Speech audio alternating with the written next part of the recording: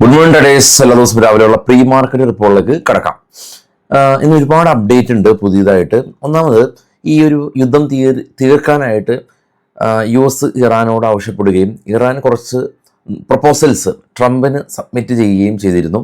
എന്നാൽ ഈ ഒരു പ്രപ്പോസലിൽ മേൽ ട്രംപ് ഒട്ടും സന്തുഷ്ടനല്ല, അത് റിജക്റ്റ് ചെയ്തിട്ടുണ്ടെന്നുള്ള ന്യൂസ് ഉണ്ട്. കാരണം ഇറാൻ അവരുടെ സാമ്പത്തിക ഉപരോധം തീർക്കണം, എല്ലാ മേഖലയിലേക്കുള്ള ആക്രമണം തീർക്കണം എന്നുള്ള ഒരുപാട് നിർദ്ദേശങ്ങൾ വെച്ചിട്ടുണ്ട്. അത് ട്രംപിന് സ്വീകാര്യമല്ല എന്നുള്ള ന്യൂസ് ഉണ്ടായതിനെ തുടർന്ന് US ഫ്യൂച്ചറും നാസ്ഡാക്ക് ഫ്യൂച്ചറും ഗിഫ്റ്റ് നിഫ്റ്റിയും ഇടിയുകയും ക്രൂഡ് ഓയിലിൻ്റെ വില സ്പൈക്ക് ചെയ്യുകയും ചെയ്തു എന്നുള്ളതാണ് ഒന്നാമത്തെ ന്യൂസ്. കൂടാതെ കഴിഞ്ഞ രണ്ടാഴ്ചയായിട്ട് നിഫ്റ്റി റേഞ്ച് ബൗണ്ടിൽ ഇങ്ങനെ പോയിക്കൊണ്ടിരിക്കുകയാണ്. ഇതിനൊരു അവസാനം വേണം. അപ്പോൾ അവസാനിപ്പിക്കേണ്ട ഒരുപാട് ഈ ഈവൻറ്റും ഈ ഒരാഴ്ചയുണ്ട്. ഇതിൽ പ്രധാനമായിട്ടും നാളെ വരാനിരിക്കുന്ന ഇന്ത്യയുടെ ഇൻഫ്ലേഷൻ ഡേറ്റയാണ്, ബുധനാഴ്ച വരാനിരിക്കുന്ന US-ൻ്റെ ഇൻഫ്ലേഷൻ ഡേറ്റയാണ്, കൂടാതെ തന്നെ തേഴ്സ്ഡേ വരാനിരിക്കുന്ന US-ൻ്റെ PPI ഡേറ്റയാണ്. കഴിഞ്ഞ വെള്ളിയാഴ്ച US-ൽ നിന്ന് ജോബ് ഡേറ്റ വന്നതുകൊണ്ടായിരുന്നു ഗിഫ്റ്റ് നിഫ്റ്റി പോസിറ്റീവായിട്ട് ഇൻഡിക്കേറ്റ് തന്നിരുന്നത്. എന്നാൽ ഇപ്പോൾ അതല്ല സ്ഥിതി. ഇപ്പോൾ ചെറിയൊരു നെഗറ്റിവിറ്റി മാർക്കറ്റിൽ സ്പ്രെഡ് ആയിട്ടുണ്ടെന്നുള്ള ഒരു കാര്യമുണ്ട്. നമുക്ക് നേരെ ഗ്ലോബൽ മാർക്കറ്റൊക്കെ ഒന്ന് കണ്ടുവരാം.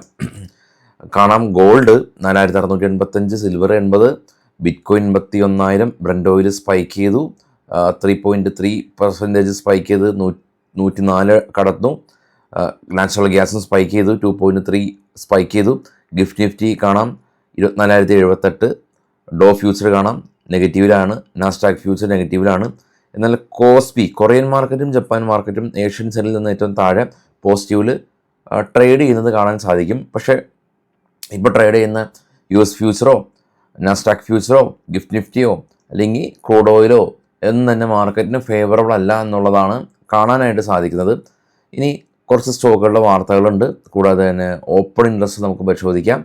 മറ്റുള്ള ഡേറ്റയിലേക്ക് നമുക്ക് കടക്കാം. ആദ്യം ഹുണ്ടായി മോട്ടേഴ്സ് സ്റ്റോക്ക് ന്യൂസാണ്, ബൈസെൽ റെക്കമെൻഡേഷൻ അല്ല.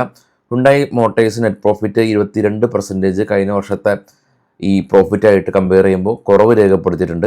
എന്നാൽ റവന്യൂ 5% അപ്പാണ്. Bank of Baroda net profit 11% ഉയർന്ന് 5,616 കോടി രൂപ കരസ്ഥമാക്കി. ടാറ്റ കൺസ്യൂമർ നെറ്റ് പ്രോഫിറ്റ് 21% ഉയർന്നു. സ്വിഗ്ഗി നെറ്റ് ലോസാണുള്ളത്, പക്ഷേ 1081 രൂപ ലോസിൽ നിന്ന് ഈ തവണ 800 കോടി രൂപ ലോസിലേക്ക് ലോസ് കുറച്ചു. അർബൻ കമ്പനി ഇവർ ലോസ് കഴിഞ്ഞ തവണ 3 കോടി രൂപ പ്രോഫിറ്റ് ഉണ്ടായ കമ്പനി ഈ തവണ 161 കോടി രൂപ ലോസാണ്.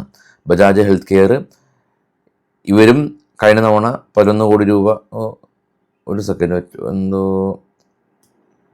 അർബൻ കമ്പനിയുടെ നമ്മൾ പറഞ്ഞത് കഴിഞ്ഞ തവണ 3 കോടി രൂപ പ്രോഫിറ്റ്, ഈ തവണ 16 കോടി രൂപ ലോസ്. കറക്റ്റ് തന്നെയാണ്. ബജാജ് ഹെൽത്ത് കെയർ കഴിഞ്ഞ തവണ 11 കോടി രൂപ പ്രോഫിറ്റ്, ഈ തവണ 22 കോടി രൂപ loss. Okay. ABB India net profit 1784 crore രൂപയാണ്, 475 നിന്ന് പ്രോഫിറ്റ് ഉയർന്നു. ബാങ്ക് ഓഫ് ഇന്ത്യ അവർ നെറ്റ് പ്രോഫിറ്റ് 3016 കോടി രൂപയാണ്, 15% ഇയർ ഓൺ ഇയർ വർധനവ് രേഖപ്പെടുത്തി. Niva Bupa health care company net profit 65% ഉയർന്നു.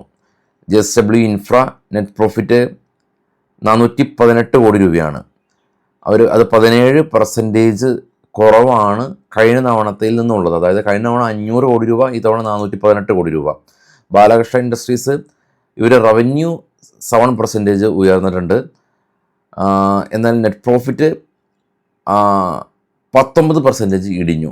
ഒബ്രോയ് റിയാലിറ്റി നെറ്റ് പ്രോഫിറ്റ് 62% ഉയർന്നിട്ടുണ്ട്. Shipping corporation of India net profit 185 നിന്ന് 400 കോടി രൂപയിലേക്ക് ഉയർന്നു. റെയിൻ ഇൻഡസ്ട്രീസ് ആവട്ടെ 140 കോടി രൂപ ലോസ്, ഇത്തവണ 120 കോടി രൂപ പ്രോഫിറ്റ് ആയിട്ടുണ്ട്. MCX 135 നിന്ന് 530 പ്രോഫിറ്റ് ഉയർന്നിട്ടുണ്ട്. ഓപ്പൺ ഇൻട്രസ്റ്റുകൾ നമുക്ക് നോക്കാം. 24,250 നിഫ്റ്റിയുടെ സ്പോട്ട് ഉള്ളത്. 24,000 മേജർ സപ്പോർട്ട് സോണായിട്ട് നിൽക്കുന്നത്. പക്ഷെ മാർക്കറ്റ് നെഗറ്റീവിലേക്ക് വരികയാണെങ്കിൽ 24,000 എന്ന് പറയുന്നത് കുറച്ച് പ്രഷർ ഉണ്ടാവും. ഇതെല്ലാം തന്നെ ഈ ഓപ്പൺ നമുക്ക് പല വെബ്സൈറ്റുകളിലും ഇപ്പോൾ ഒബ്സ്ട്രാഡ്ജ് അതല്ലെങ്കിൽ സറോദയുടെ സെൻസിബിൾ പോലെയുള്ള ഈ അവിടെ കാണുന്ന ഓപ്പൺ ഇൻട്രസ്റ്റ് ആണ് നമ്മൾ പറയുന്നത്. അല്ലാതെ എൻ്റെ ഒരു ഊഹാപോഹമല്ല, ആസ് പെർ ഡേറ്റയാണ്. മാർക്കറ്റിനെ ഒരിക്കലും നമ്മൾ പ്രഡിക്റ്റ് ചെയ്യാറില്ല, എല്ലാം ഡേറ്റയുടെ അടിസ്ഥാനത്തിൽ ഡേറ്റ ഷെയർ ചെയ്യുന്നത് മാത്രം.